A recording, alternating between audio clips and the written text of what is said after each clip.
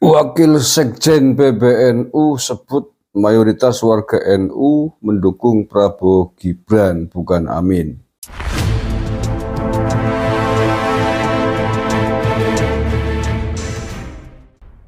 Assalamualaikum warahmatullahi wabarakatuh. Saudara-saudaraku sebangsa setanah air yang saya cintai, saya banggakan. Bertemu lagi dengan saya, Agus Mar dari lereng Gunung Selamet di Banyumas, Jawa Tengah, Selasa 9 Januari 2024. Ini ada berita terang-terangan nih dari pengurus elit PBNU. Saya baca dulu nih judulnya Wasekjen Wakil Sekjen ya. PBNU sebut warga NU condong ke 02. Ini peta suara Nahdien Jawa Timur.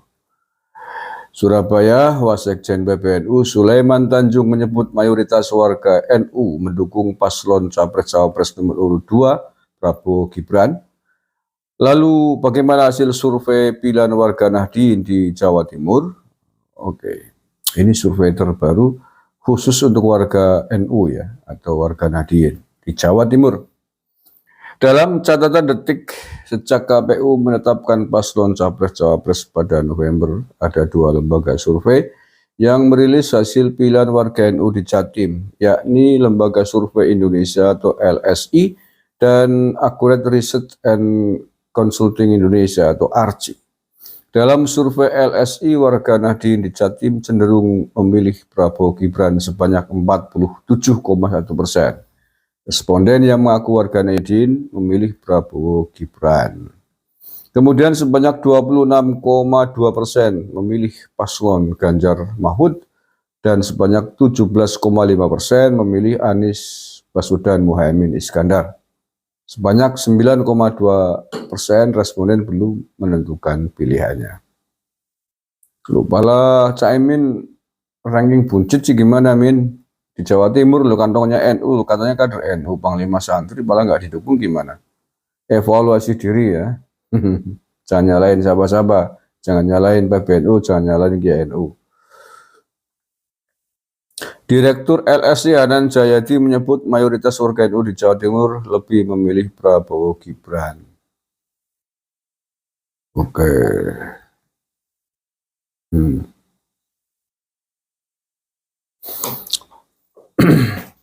Wasekjen PBNU Sulaiman Tanjung membantah bahwa klaim keluarga besar NU mengarahkan dukungan ke paslon nomor urut 1 Anies Baswedan dan Muhaimin. Betul.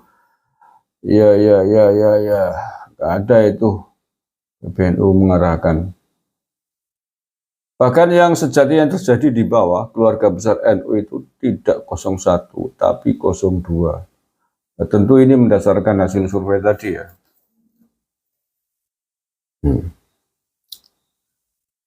Dukungan kepada Prabowo Gibran, kata Sulaiman, tercermin dari silaturahim pengurus wilayah NU se-Indonesia yang pada Sabtu 6 Januari malam berkumpul di kediaman Rais Am PBNU Surabaya. Dalam pertemuan itu, selain menyampaikan suara dari bawah, seluruh pengurus wilayah NU se-Indonesia juga mendengar arahan dan hasil istikharah para kiai utama NU. Kami banyak ngobrol, mendapat masukan suara-suara warga NU se-Indonesia, bahkan mayoritas malah mendukung Prabowo, kata Sulaiman.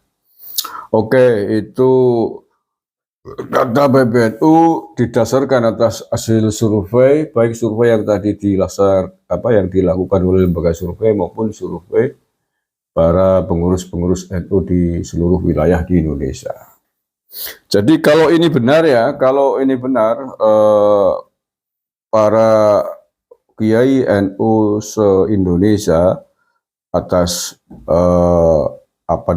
yang disampaikan kepada PBNU dan kemudian juga dibuktikan diperkuat oleh survei-survei yang dilaksanakan oleh lembaga independen yang lain. Kalau benar mereka mayoritas memilih Prabowo Gibran, ya saya kira satu putaran diambang pintu. Kalau itu benar ya. Mengapa saya memprediksi satu putaran?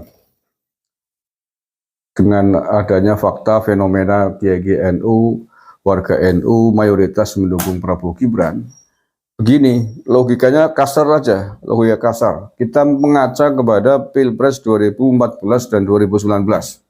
Oke, 2019 yang paling gres lah ya.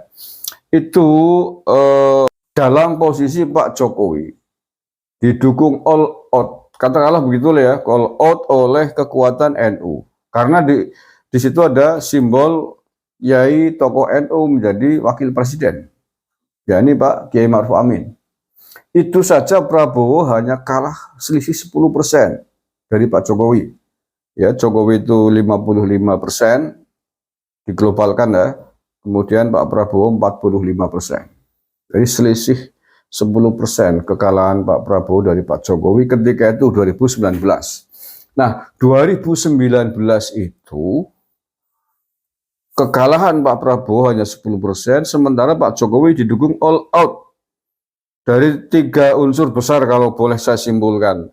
Yang pertama unsur PDIP karena berangkat dicalonkan presiden dari partai PDIP. Yang kedua adalah relawan Jokowi atau pendukung Jokowi atau pecintanya Jokowi. Itu unsur yang kedua. Dan unsur ketiga kekuatan warga Nahdien, warga NU, karena memang di situ ada tokoh NU Kiai Ma'ruf Amin. Dan tentu saja ketika itu kita semua tahu kekuatan NU hampir dicurahkan habis-habisan untuk memenangkan Jokowi Kiai Ma'ruf Amin. Itu saja Prabowo Gibran, Pak Prabowo hanya kalah 10% selisihnya dengan Pak Jokowi. Nah, apalagi hari ini ketika kekuatan tadi 3 unsur tadi menyatu, Prabowo hanya kalah 10%. Bayangkan hari ini berarti sudah kekuatan 3 unsur ini sudah rontok 2, tinggal 1 PDIP yang mendukung Ganjar. Karena kekuatan Pak Jokowi tentu semua orang tahu, pecintanya Jokowi hampir mayoritas mendukungnya Prabowo Gibran karena ada Gibran di situ. Itu udah otomatis lah. Gak perlu Pak Jokowi mengumumkan mendukung atau tidak terhadap pasangan capres, itu udah orang sudah paham, ya ada anaknya sendiri di situ. Relawan Jokowi, pro Jokowi, pendukung Jokowi pasti larinya ke Prabowo Gibran. Tiga unsur tadi hilang 1. Orang-orangnya Jokowi, pro Jokowi, pecinta Jokowi. Yang kedua, kekuatan Nahdlatul Ulama, warga NU. Kalau tadi benar penuturan Wasekjen PBNU, warga NU mayoritas juga mendukung Prabowo Gibran, makanya tinggal 1 pilar yang dulu memenangkan Jokowi, yakni PDIP. Mampukah PDIP melawan kekuatan gerbong Prabowo Gibran, ditambah gerbong pecintanya Jokowi, ditambah pecinta dan anggota Nahdien, warga NU? Saya kira adalah hal yang sangat sulit, saya kira. Ini hitung-hitungan kasar baru loh ya, baru hitung-hitungan kasar. Belum lagi nanti kekuatan-kekuatan lain yang misalkan kekuatan-kekuatan dari kelompok kanan itu. Dan besar kemungkinan kelompok kanan yang hari ini berada di kubunya Anies Baswedan itu besar kemungkinan pada seandainya kemudian ada 2 putaran, besar kemungkinan akan memilih bergabung dengan Prabowo Gibran. Kalaupun tidak semuanya, ya saya pastikan 70-80%. Maka akan sangat berat. Dari hitung-hitungan matematis politik itu, bahkan kalau saya prediksi bisa 1 putaran. 1 putaran untuk kemenangan Prabowo Gibran. Dan survei-survei yang sudah diadakan, yang sudah berjalan dari hampir seluruh lembaga survei memenangkan pasangan Prabowo Gibran dengan selisih yang sangat tajam. 46-47% kemenangan Pak Prabowo.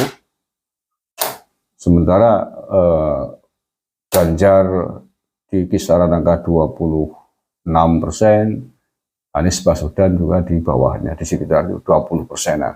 Bahkan kadang-kadang Ganjar Mahfud ada di bawah Anies Caimin. Itu sudah menggambarkan. Ini hitung-hitungan kasar ya. Ini bukan persoalan pihak siapa, tapi ini hitung-hitungan kasar matematis mencoba berhitung secara analisa politik. Ya.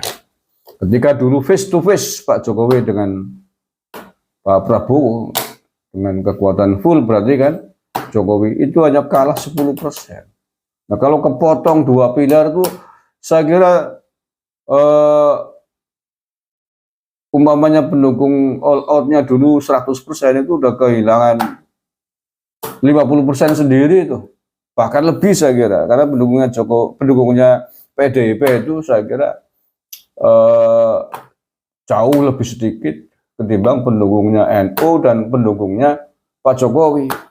Bisa dihitung kok, itu gampang hitungnya itu. Pendukungnya PDIP itu berapa, pendukungnya Pak Jokowi berapa, bisa dihitung dengan kursi perolehan atau suara partainya PDIP 2019 yang lalu berapa, suara pemilihnya Jokowi berapa, itu udah situ. Itu bisa dihitung dari situ, bisa ditakar berapa persen pemilih suara PDIP, berapa persen pemilihnya Pak Jokowi. Nah, pemilihnya Pak Jokowi dikurangi pemilih partai PDIP, kan kelihatan berapa besar mana, jauh lebih dari 60%. Masih besar suaranya Pak Jokowi dibanding suara partai PDIP. Maka mumpung masih ada waktu ini, kalau PDIP dalam kurung Ganjar Pranowo Pak Mahfud kalau mau memenangkan perhelatan Capres 2024 besok, setidaknya ingin 2 putaran, ya kebut nih. Masih ada waktu 1 bulan. Bagaimana caranya mengatur strategi? Jangan lagi gunakan strategi menghina, merendahkan Pak Jokowi CS, karena itu hanya menjadi bumerang. Dan jangan lagi di debat seperti penampilan kemarin menjatuhkan Pak Prabowo. Bumerang, sekali lagi bumerang. Tidak percaya silahkan. Kalau tidak percaya mau dibuktikan terus.